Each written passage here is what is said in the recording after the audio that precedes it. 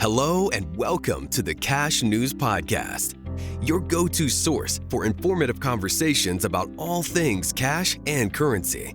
From cash security and payments technology to the cash supply chain, we're here to share insights on the issues shaping the world of cash today.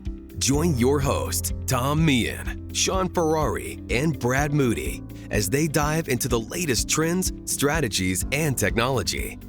This is the Cash News Podcast. Now, here's Tom, Sean, and Brad. Well, as promised, another episode of the Cash News Podcast. Everybody's out traveling, including myself. I'm actually at an airport right now. I wanted to do a quick introduction for another AI version of the Cash News Podcast. As promised, we're going to keep these podcasts coming, and probably once a month we'll have an AI version, hopefully like the last one. This one is about post-consumer recycled plastic versus post-industrial recycled plastic. One of the most common questions I get asked about EcoLock 4 are sustainability-focused tamper-evident cash deposit bags. Our first ever 90% post-consumer recycled is the cash deposit bag you buy today is already recycled. How is EcoLock 4 different? So, very, very short episode today is to kind of talk about the differences between PCR and PIP. I hope you enjoy it. Okay, let's unpack this a bit. We all try to recycle, right?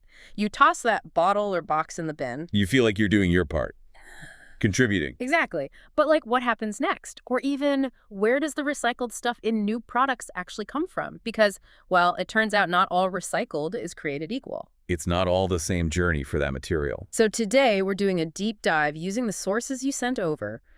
We want to get clear on a really key difference. Post-consumer recycled PCR versus post-industrial recycled materials. And getting that distinction, it's actually crucial if you want to make informed choices. Really helps you understand what you're seeing on labels. Or even if you're, picking materials for a project, knowing the background matters. Absolutely. So let's kick off with PCR. According to the material we looked at, what exactly is post-consumer recycled content? Well, the sources define it pretty clearly. It's material that comes from finished goods, things that people, consumers have actually used. Used and then recycled. Right. This is the stuff that served its purpose with you, the end user. And if it wasn't recycled, it'd just be, trash. Waste heading for a landfill. And the sources give those everyday examples, don't they? The things you probably recycle all the time. Yeah, standard PCR content includes things like paper, shipping boxes, plastic bottles. Those plastic or paper grocery bags.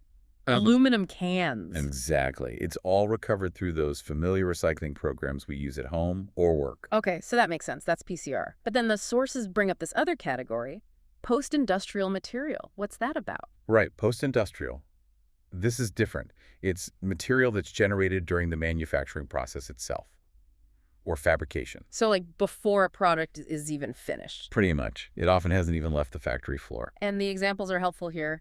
Things like offcuts from making something. Yeah, or manufacturing waste like, say, wood trimmings or sawdust, maybe plastic scrap for molding. The source material even mentions things like unused finished products that maybe didn't pass quality checks. Or even surplus raw materials.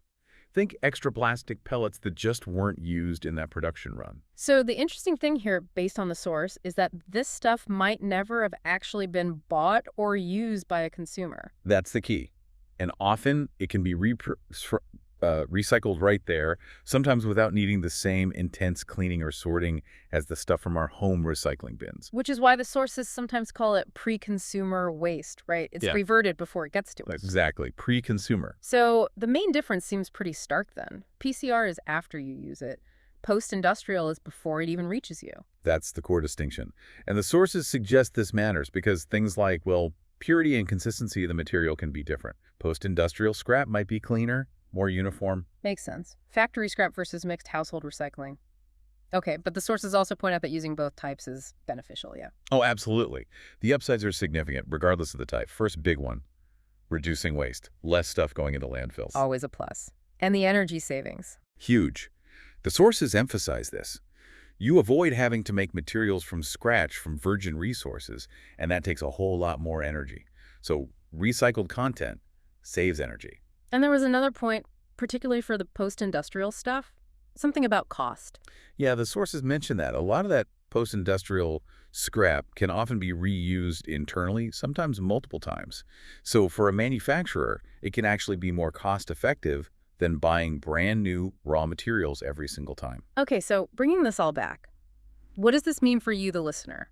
Why should you care about PCR versus post-industrial? Well, it's about making, an informed decision, whether you're just reading a product label that says recycled content or maybe choosing materials yourself. It empowers you, right? Understanding that recycled isn't just one simple thing. Exactly. Knowing the difference helps you understand the journey of that material.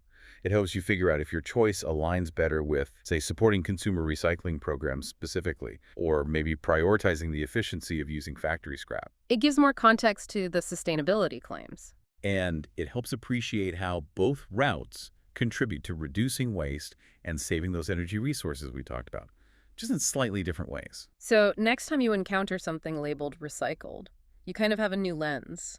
You can wonder, did this come from someone's blue bin after they finished with it? Or did it come straight off the factory floor during production? Yeah.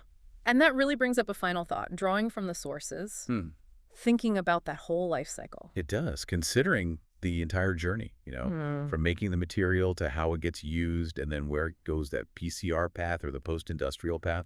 It shows the complexity. And the potential impact of the choices made all along the way. Right. It's maybe worth pondering, the different stories behind the plastic in the bottle you recycled versus the plastic in, say, a park bench that might have been made from factory scrap. Different paths, both contributing. Thanks for listening to the Cash News Podcast. We hope you found this episode insightful. Don't forget to like and review us on iTunes, Spotify, Stitcher, or wherever you listen to your podcast. Follow us on LinkedIn and Twitter, and be sure to visit us at thecashnews.com to stay up to date with the latest on the world of cash. Thanks again for listening to the Cash News Podcast.